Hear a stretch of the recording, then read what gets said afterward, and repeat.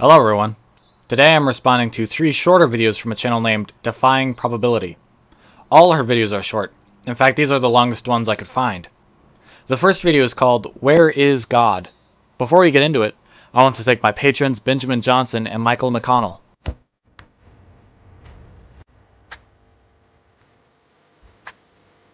The other day I was watching a documentary on some of the facts of God. The facts of God? What facts? Like he doesn't exist? That's the only fact of God I know of. He doesn't exist, therefore he has no properties or facts relating to him. Clean and simple. Let's look at your credentials. We have founder/CEO. Of what, I don't know, but that's okay. We also have author. So these are 3 legitimate achievements. But, God coach and apologist. So you're a liar and a charlatan. I wouldn't recommend putting that on your resume, but you do you. What is a God coach? Do you just make up bullshit you want to believe and then tell people about it? How's that different from an apologist? Maybe you interact with individual people on a personal level? I can also guess it probably has something to do with people losing their faith. And another thing, why is your camera so high up? It makes you look like a little girl, but a little girl with a middle-aged face and mannerisms. It's genuinely strange and discomforting. This documentary was outlining and interviewing some people who are in the world of Christianity, and one of the people interviewed was a pretty prominent Christian singer. I do not recall this person's name or the documentary. I just remember this in particular interview, and what was dawning on me is that this Christian singer had been slowly second-guessing his faith walk. And he shared with the person that was doing the interview how he just basically said, if God is real, then where is God? Why would God be so invisible? So this is the divine hiddenness argument. It's a pretty good argument. It's not the best argument against the existence of the Christian God, but it's a good one nonetheless. I wish you had remembered the name of the documentary, or at least the name of the interviewee, so I could do some independent research on this person and on your source. I don't really have much to say because you don't cite your source, but I do have a lot to say about how you respond to divine hiddenness, so let's move on now to that. And I just was like, what? That shocked me, because have you looked around? Have you been to the Grand Canyon? Have you looked at the cellular have you looked in the mirror? The complexity of design of the human species and animals? I mean, if you look around, if you are not just mind blown at how miraculous life is, that it even exists, and all of the evidence that we are so on this planet fine-tuned. The Big Bang occurrence was so fine-tuned that if one thing was off, it would have imploded back on itself. I mean, it's pretty impressive. So first you say, have you looked around? This isn't an argument for God. You bring up the Grand Canyon. Again, it's irrelevant. You can go to a library to find a book on the Grand Canyon instead of just going there and going, look, it's my God done it. And you can look at the evidence for the natural geological processes that went into forming the Grand Canyon. You start saying, have you looked at the cellular complexity? And then you interrupt yourself by saying that the universe is fine-tuned for humanity. That life is so complex, it must indicate the universe was fine-tuned specifically for its existence. This is nothing but narcissism. You are so special, so the universe was designed for you. I made a response to this argument as a separate video. It's called Fine-Tuned. For what? The main point is, if the universe was fine-tuned, it could equally have been fine-tuned for life as any other random process. The way stars form is rather complex. Could the universe not have been fine-tuned for that? Life is just one process. And we can also discard the fine-tuning argument by simply acknowledging that to think the universe was fine-tuned, we need to exist in a universe where we exist. We are one element of this universe, one expression of reality. We are just one thing in the whole wide world. You also bring up the Big Bang, saying that if one thing was off, it would not have happened. That may be true, But again, we clearly exist in a universe where that didn't happen, so it's ultimately irrelevant. So that really left an impression on me. But one thing that I noted was that this singer did also share that he didn't come to faith other than he was born into it, and maybe was lacking that personal relationship with God. And I think that's one thing I do feel a little blessed about, is that I didn't grow up with any religion. I asked, what is the truth? I started as an atheist, and I eliminated bias. I did not care what the answer was. I only wanted the truth, and nothing but the truth would do.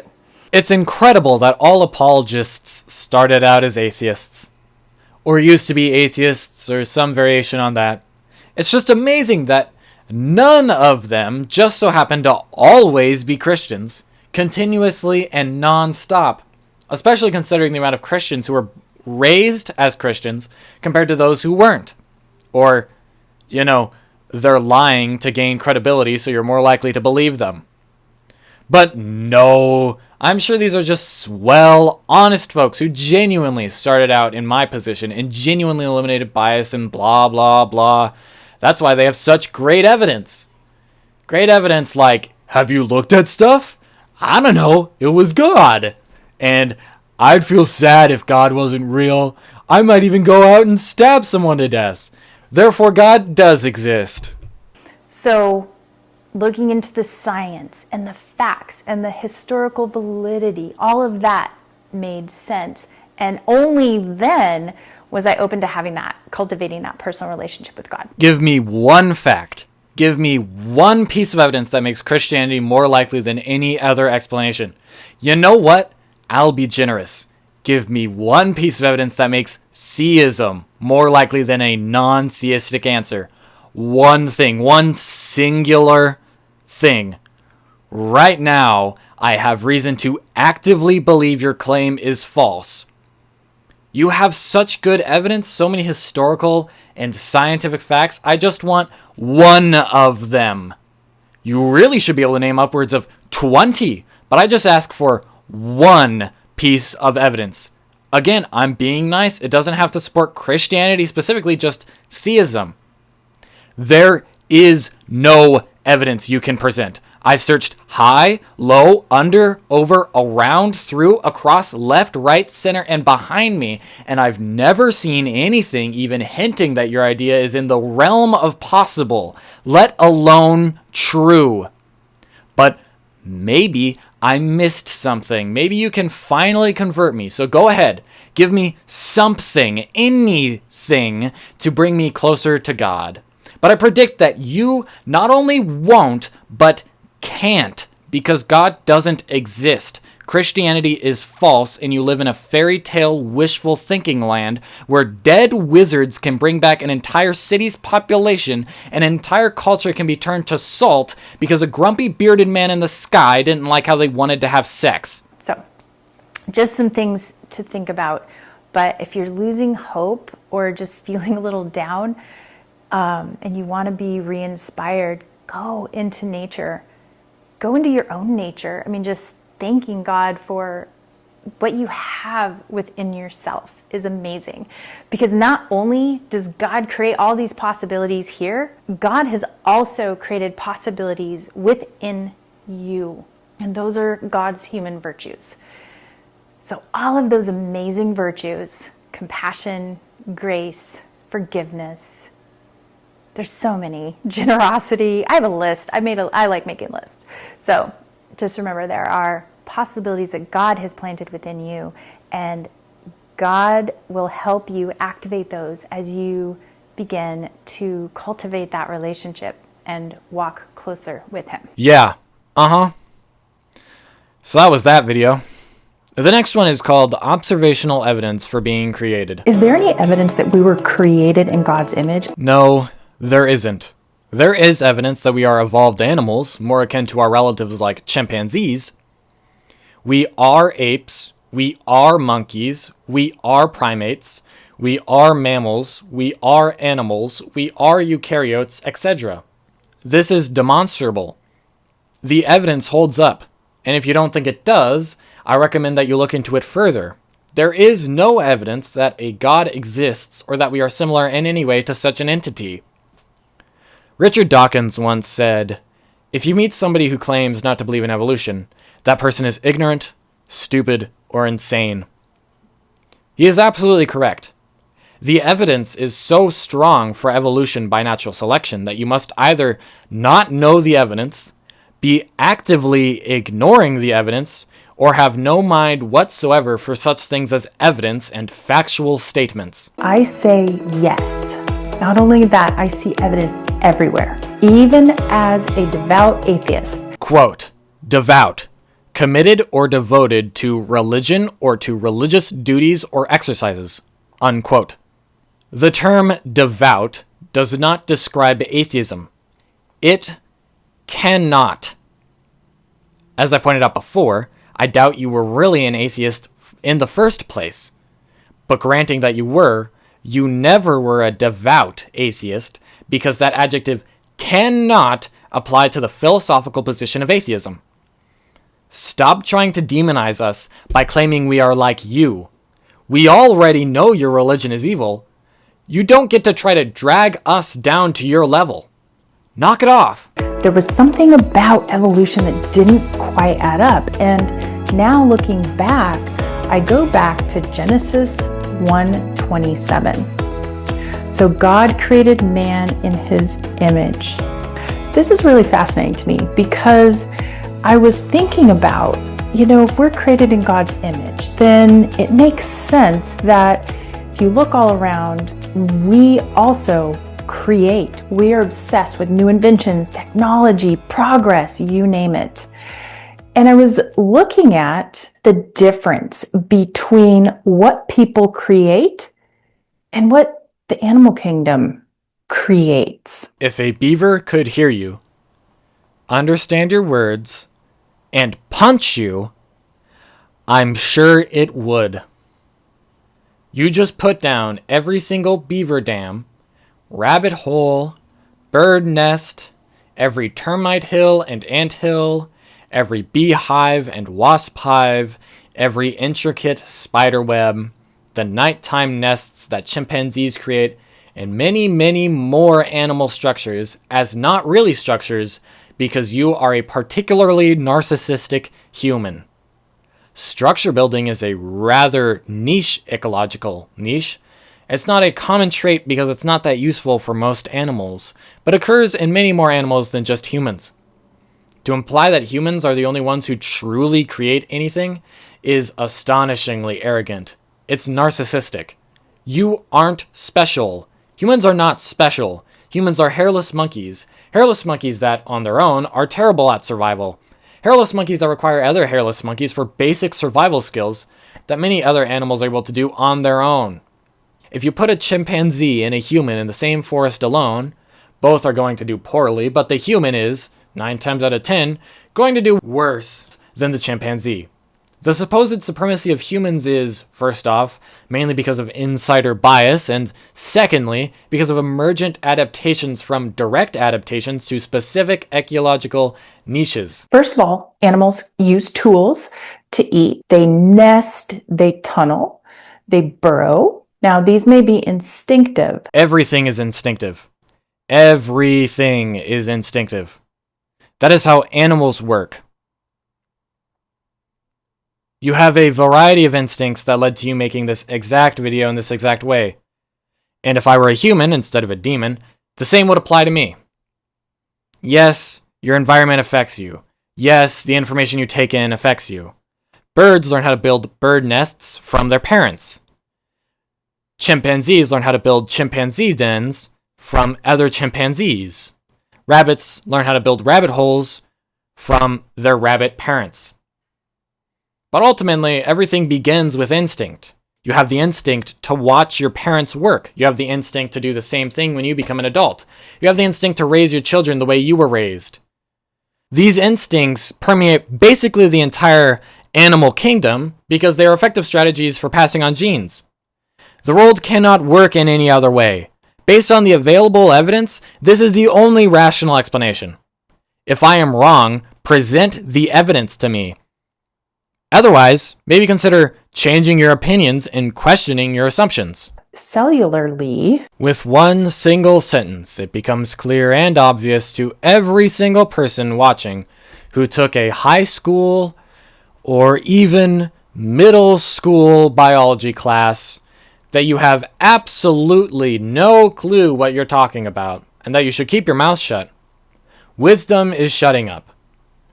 I recommend you try being more wise. and by instinctive, I mean really encoded, embedded behaviors that are not learned. And your entire argument falls apart. The act of building these structures is learned for many of the animals I previously mentioned. For some of them, it is not learned, but for the birds and the mammals at least, it is. Also, they have some hunting strategies for survival. These are, again, instinctual, not really created. If I have learned anything from these videos, it's that theism relies on, thrives on, it requires a certain level of ignorance. One cannot hold a theistic view beyond the basic claim that some higher power exists, while having an understanding of our world and the way things operate in it. It is impossible. This is why I say there almost certainly is no God. In many ways, most theistic models are counterfactual in at least one part. And in so much as they aren't, they are unproven at best, assumptive and uncurious at worst. Just out of curiosity, I wanted to know, okay, what all do humans create? Here's a short list. Astrophysics, stamps, tennis shoes, lace, football games, footballs, houses, skyscrapers, airplanes, cooking, weaving, photography, scissors, papers, cars, jets, concrete, shoelaces, yoga mats, grocery stores, freezers, refrigerators, guns, prisons, clothing, comic books, plays, concerts, violins, orchestras, chiropractic medicine, parachutes, engines, tires, decorations, teeter-totters, chainsaws, monster trucks, hair ties, shampoo, coffee mugs, herbal teas, straws, plates, napkins, fertilizer, rings, jewelry, lawnmowers, universities, pavement, mailboxes, junk mail, rooms, beanbags, couches, recliners, suicide, shootings, war. Those last three, suicides, shootings, and war, can be summed up as violence. Violence towards oneself or towards others. In the case of the first of the three and the last of the three, we know that other animals do these things. We know of chimpanzee wars and ant wars. They are real. We have directly observed them. Violence is not a human creation. Violence goes back to single-celled organisms and the very origin of life itself. It is not new. If you think humans are the first to be violent, you are either ignorant, stupid, or insane. Based on how you seem as a person, I'm going to say it's a mix of all three, primarily insanity, a large amount of ignorance, more than a drop of stupidity.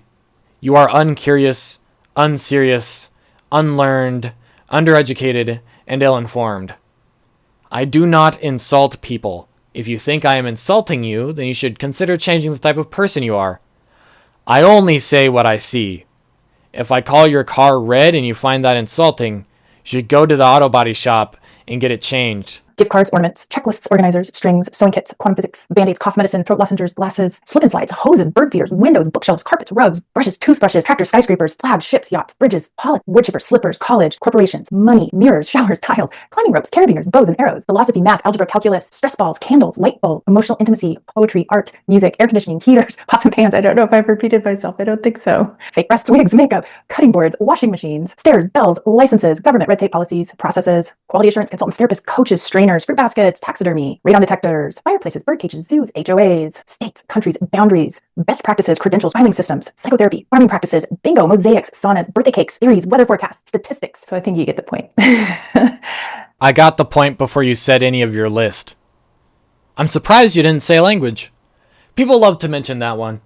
The problem is that, and you did sidestep this issue, other animals demonstrate the ability to do language. Complex language, even. Dolphins, most birds, cats, primates of all kinds, bees, and many other animals have demonstrated the ability to communicate with each other and, in some cases, the ability to communicate with humans in a way that we would describe it as language, and in ways that are sometimes highly complex, sometimes even more complex than human infants. That's not a small list. That is a massive list. And like I said, even as an atheist, the gap, massive gap, we're not talking a small gap, the massive gap between the animal kingdom and human beings didn't add up, because you would think if only evolution were at play, we would see more variations in evolution. Instead, it's almost as if the animal kingdom kind of leveled out and humans just exploded. How's the bliss? You clearly have little to no understanding of the animal kingdom. I'll be surprised if you've ever seen a deer in person before, to be honest. How am I supposed to take you seriously when you genuinely believe what you claim to believe? I would almost think you're trolling if you didn't seem so sincere. This is embarrassing to listen to. Let alone how I imagine it would feel to have produced this garbage. I highly recommend you read books and scientific papers on animals. There's several books talking about the animal kingdom and all kinds of different animals. I would recommend a book like The Encyclopedia of Animals, a complete visual guide by Fred Cook, Hugh Dingle, Stephen Hutchinson, Richard Schroed, Noel Tate, and Richard Karl Vogt. There are many fascinating and unique animals out there, and almost any trait or adaptation you can imagine has occurred due to different environments and survival pressures. Okay, just for fun, I pointed out a lot of what human beings are creating. Now let's go to God. Oxygen, hydrogen, atoms, carbon, iron, metals, mammals, bears, skunks, antelopes, giraffes, elephants, horses, kangaroos, dogs, wolves, bacteria, birds, owls, parrots, finches, sparrows, cardinals, warblers, sandpipers, pelicans, blue jays, hummingbirds, robins, ducks, chickens, bald eagles, woodpeckers, insects, beetles, ants, flies, praying mantises. Have you seen those? Earwigs, ladybugs, crickets, cicadas, walking sticks, water bugs, fireflies, absolutely amazing, bees, absolutely fascinating, grasshoppers, caterpillars, butterflies, moths, dragonflies, spiders, all the sea creatures. We have dolphins, whales, sea turtles, seals, fish, crabs, shark, octopus, barnacles, coral, all the different kinds of coral, Chilean basket star, Christmas tree worm, cushion star, giant barrel sponge, grooved brain coral, yellow tube sponge, lobe coral, leaf sheep, and we have sand dollars and giant clams and starfish and jellyfish and eels, manta rays, lobsters, sea urchins, sea anemone, beluga squid, seahorses, frogs, salamanders, newts, toads. We have cellular coding. We have DNA, cohesins, codensins, eyesight, hears, flagellum motors, stars, moons, planets, gravity, light, energy, plants, cactus, succulents, flowers, pothos, rosemary, sage, thyme, Swiss chard, kale, basil, strawberries, blueberries, sunflowers, garlic, lavender, lemons, limes, grapefruit, hibiscus, orchids,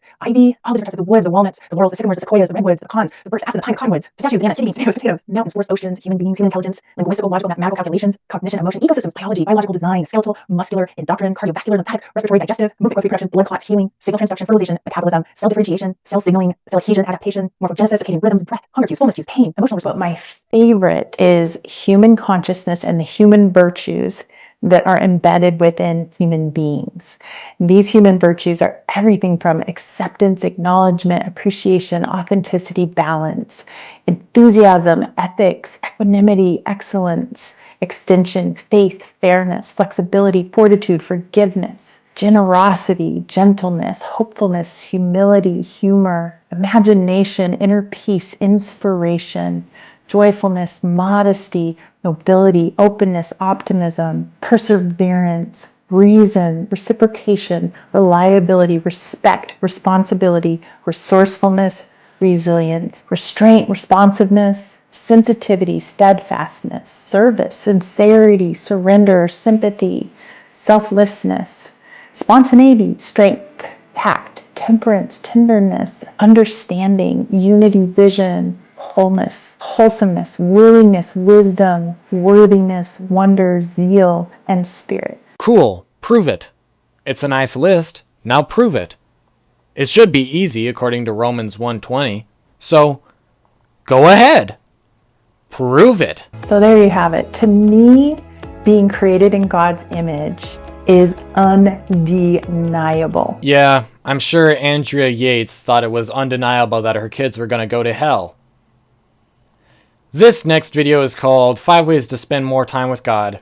Seeing as I have yet to believe in a God, I sure think I'll get a lot out of this video. This year, I invite you to intentionally carve time out to be with God. I see how it is. He's an all-powerful super being. So far above me I cannot fully comprehend him. But I'm the one who has to use my time to hang out with him. Spending time with God is really a form of protection from deception, from a lot of challenges. It helps us rise above, and it helps us live through wisdom, even in the greatest of challenges. I do not appreciate your disgusting, deceptive, manipulative twisting of the word wisdom. You do not understand wisdom. You are not wise. And if wisdom walked right up to you and told you why your God isn't real, you'd demand its foolishness. There are no gods. You live in wishful thinking fairy tale land. And I am going to ask you to never use the word wisdom again until you learn what wisdom actually is. You have none of it, as demonstrated from your last video. The most basic form of wisdom is shutting up and listening, and evidently you have not done that yet. Anyway, you mentioned that spending time with God helps protect against doubt. Doubt is a good thing. Your spending time with God sounds exactly the same to me as cult indoctrination. I hope the rest of this video illuminates the difference, but I doubt it will because I'm almost certain you've been brainwashed into a cult, probably since you were a child. And don't get me wrong, I am sorry for you, but that doesn't stop me from telling you why you're wrong and how to not be. And it doesn't stop me from even being rude to you, even intentionally. Sometimes what you need to snap out of a delusion is a kick in the head. So let's explore. There's 5 different ways that you can spend time with God. The first one is communion. So this is spending time in prayer.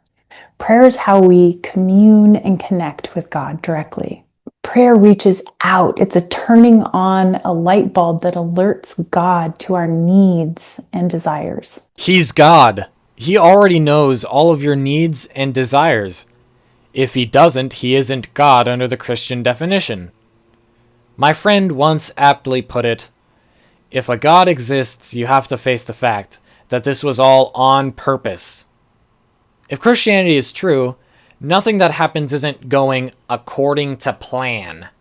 Every bomb explodes because God decided it should. Every gun is fired because God decided the trigger should be pulled. Every child who gets cancer gets it because he decided a tumor should develop. Every rape victim gets raped because God decided they should be. In a Christian worldview, everything is by God's design. Either that, or God is not all-knowing and all-powerful. The second way is through contemplation. Spending time in contemplation is a great way to spend time with God. Contemplation is where God's wisdom can really come through. And so that could be something like a Bible verse or something in Scripture. You just spend time thinking about it and communing with it. Contemplation and communion is really where God's wisdom can nourish us so that we can grow deeper roots. From my position as a lifelong atheist, I see no evidence for any gods. I have studied many deities, and when I tell you that there have been millions, I am not lying. No satisfactory evidence for any deities has ever been given to me. Every example of supposed evidence has been fallacious, assumptive, or otherwise reliant on the person listening already being a believer. So this is my challenge. Imagine that you are a lifelong atheist. You do not believe in a God. You have never believed in a God. You've never experienced anything spiritual. Put yourself in my shoes. Convince this version of yourself that a God exists. Not even that your God exists, but that a deity exists. Don't half-ass it. Don't say cosmological argument and throw in the towel. Sit down and list all the reasons why a God likely exists and try your best to prove them wrong. As if you were a lifelong atheist such as myself. Really try. You might find that a God does not exist. Or you might strengthen your faith that a God does exist. Either way, be open to any possibility of this experiment and truly embrace this challenge. You could sit down and contemplate the Bible all day, but, that doesn't really challenge your faith in any way. I'm sure that's what you like about the Bible, because doubt is demonic or satanic or whatever, but I assure you it isn't. If doubt is really demonic, I want you to take every claim you hear in the next 48 hours at face value without questioning it at all, and see where that gets you. The third way is through conception. To conceive something is to realize. And we can conceive God's guidance when we sit and listen.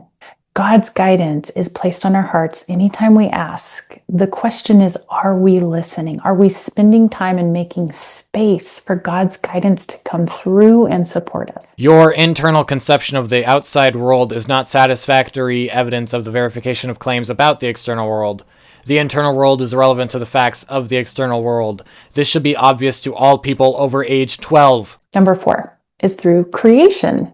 We can also spend time being creative. This could be projects, crafts, art, something at church. When we're creating, the church that I attend has this amazing play every year. They spend time in creation. The ape capacity for creativity is not from a god. The ape capacity for creativity comes from adaptations for an environment where quick thinking in changing circumstances was necessary for survival. Apes aren't the only creatives out there, either. But I won't get into that. I'm sure you'll read all about it in the Encyclopedia of Animals, a complete visual guide. I've grown tired of Christians stealing things from man and giving them to God. Things like morality, love, beauty, creativity, grace, forgiveness. These things are human. Not just humans, but they are natural capacities of humans. These are traits that evolved because humans are a social species. Stop being God's little thief. Give them back from whence they came, and you'll realize they were in you from the start. As a social animal, you are capable of sympathy. Morality is learned from sympathy. Its basis is not learned. It is innate. As an ape, you are capable of long-term bonds. This is what we call love. As a creature, you have aesthetic preferences based on fears, goals, and survival instincts that contribute to your understanding of beauty. You have grace and forgiveness because you are a social animal, and society would collapse if humans did not have these things. I've said it before, and I'll say it again. Humans feel how humans feel because it was better for their ape ancestors to hunt together, to live together, to protect each other, than it was for them to hunt alone, live alone, and fight alone. Theists like to accuse atheists of lacking this sense of awe at these virtues.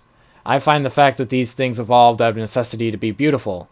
It shows that a human life very much is reliant on other people. People need each other.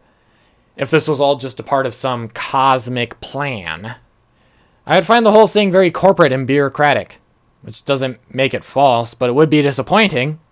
I believe many disappointing things because they have evidence, unlike your claim. This claim, not only is it disappointing, it has no evidence. And consider that our ability to create is one of the ways that we were created in God's image. I already said what I think of that earlier in this video. And the last way is through connection.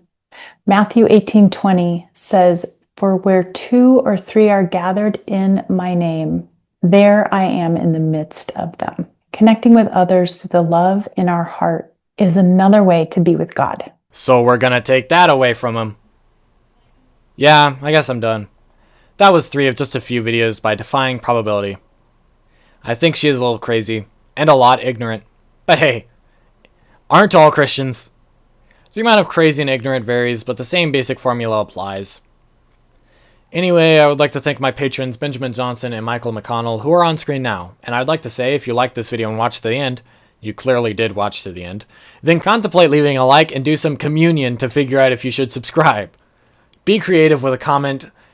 And remember, never let anyone steal credit for a human good and give that credit to God. Humans do great things.